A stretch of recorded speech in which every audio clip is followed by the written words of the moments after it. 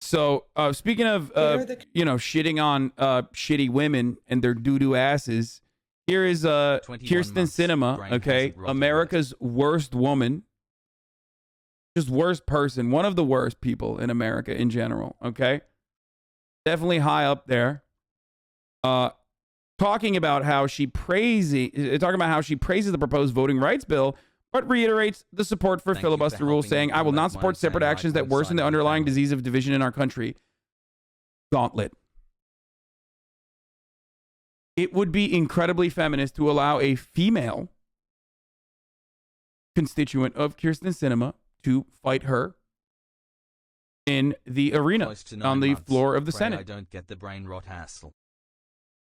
By the way, the proposed rule change, which we're going to talk about right now, okay?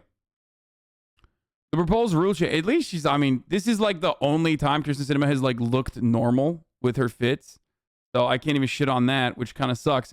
But the fucking proposed rule change, which is not going to fucking happen even without Kyrsten Sinema coming out against it, okay,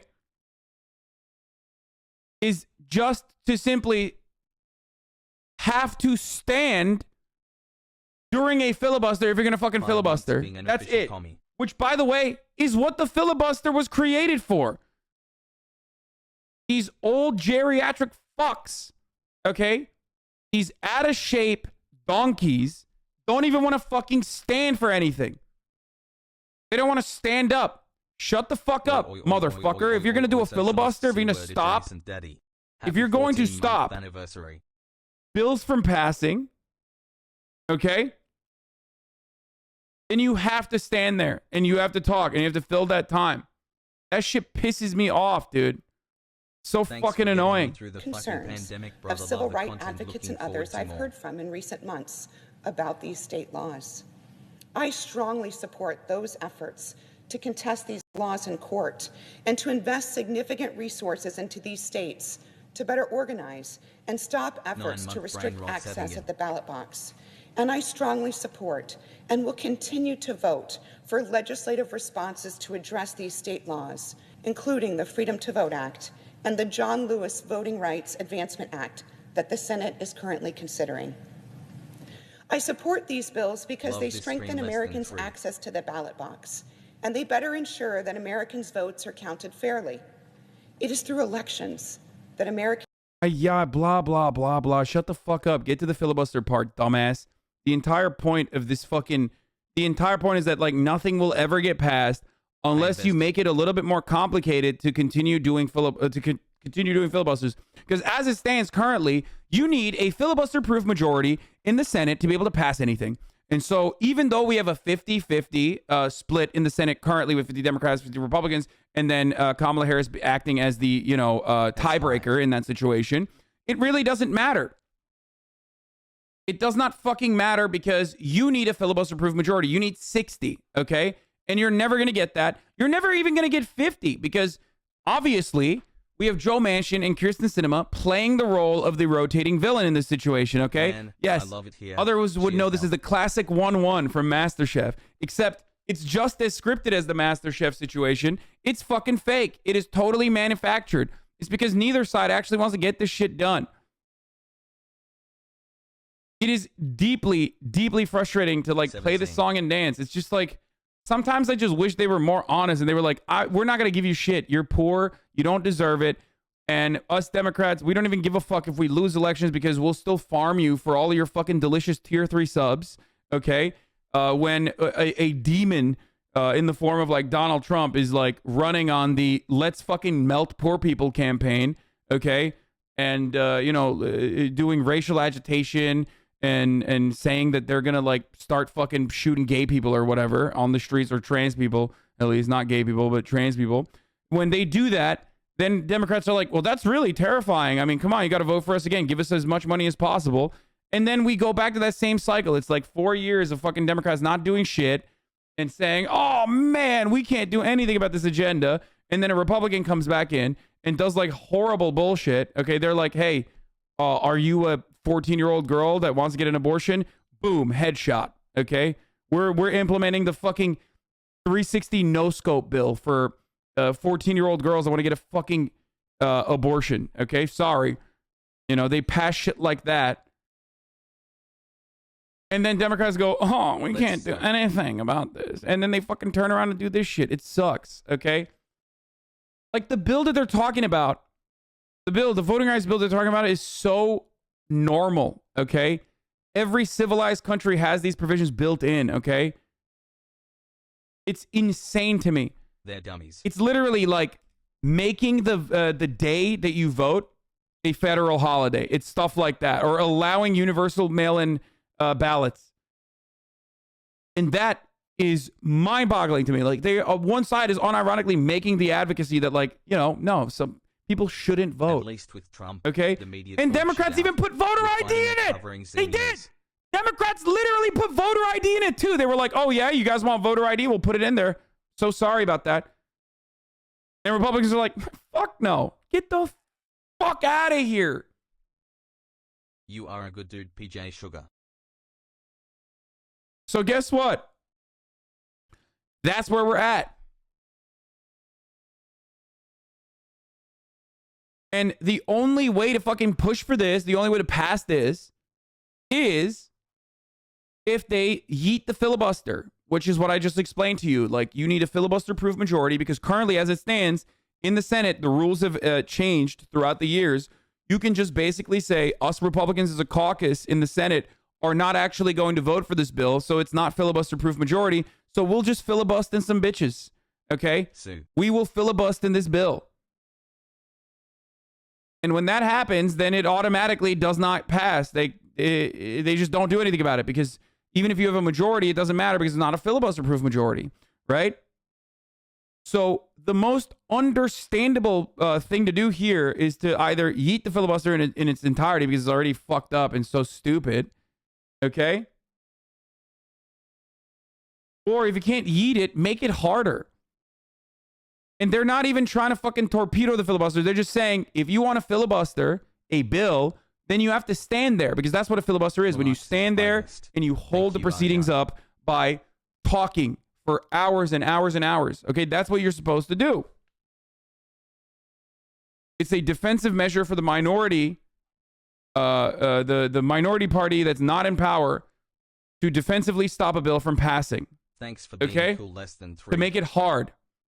But because of the way that our geriatric vulturous fucks in Congress operate, we've decided that these old fucks don't even need to stand. It's just all you need to do is say, nah, we're just going to filibust this, okay? We're just going to filibust super hard. Literally 1984. I hate it.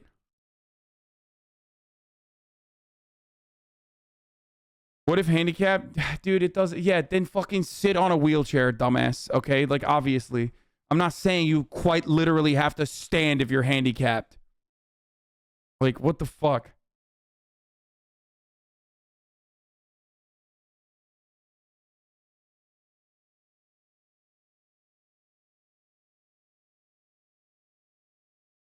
Of the disease, but they do not fully address the disease itself. And while I continue to support these bills, I will not support separate actions that worsen the underlying disease of division. Dude, I hear this stuff. It just like puts me in a blind rage. Like, it makes me so angry, dude. I'm trying to hold it together. I'm trying to fucking do breathing techniques over here, but like, it is so transparent that what she is doing here is simply trying to fucking, you know, shift the conversation away and like find a defensible position for herself by being like, oh, I'm actually standing against reforming the filibuster into like actually being something that's consequential for the person actually engaging in the filibuster because I don't want the disease of division. It's like, what are you talking about? This is Congress. Like, the fuck are you here for?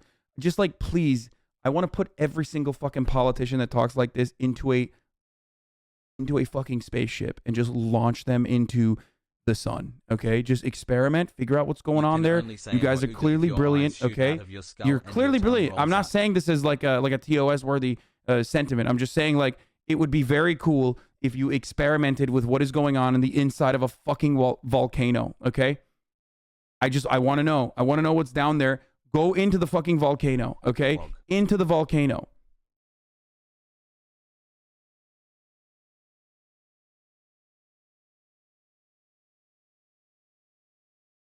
Fuck you. You are just a woman hater who can't handle a true girl boss like K-Sims. Gigahaz. I agree with you 100%, but what would you suggest the alternative for Democrats when they're no longer the majority actually asking? It doesn't matter. Look at this conversation that we're having. Democrats have a majority and nothing has happened. Who cares? Here's how it's going to change. When Republicans inevitably fucking sweep, okay, and they want to do some shit that requires the filibuster rules to be changed in its entirety, then Republicans are going to fucking push to, you know, destroy the filibuster rule, and they're actually going to succeed. And then the reason why they're going to do that is going to be even worse overall. They're going to fucking add a provision in there where, like, Democrats can never actually engage in filibusters, and only Republicans can actually engage in filibusters, and that, like, the filibusters don't work on Republicans, and the Democrats are going to be like, oh, we just don't have, I'm voting for this measure, and I'm not doing it for anything other than I want to heal the division in this country. Okay, that's what's gonna fucking end up happening. If you want shit to be done, if you want to get shit done, Republicans will get it done. It's never actually gonna obviously work towards your goals overall. Republicans are very successful at getting shit done because everything that they want to get done is obviously completely aligned with the interests of the corporate elite. But then they can also hide in this, like, they can also hide and act like they are anti-corporate elite Dying at Hasanabi. by claiming that the corporate elite don't want you to fucking, be mean or whatever and be racist, and that being racist is actually the most, like, yokel thing you can do, and that's why they're the real ones. Like, they hate corporate elites actually, because corporations want you to be homosexual and Marxist.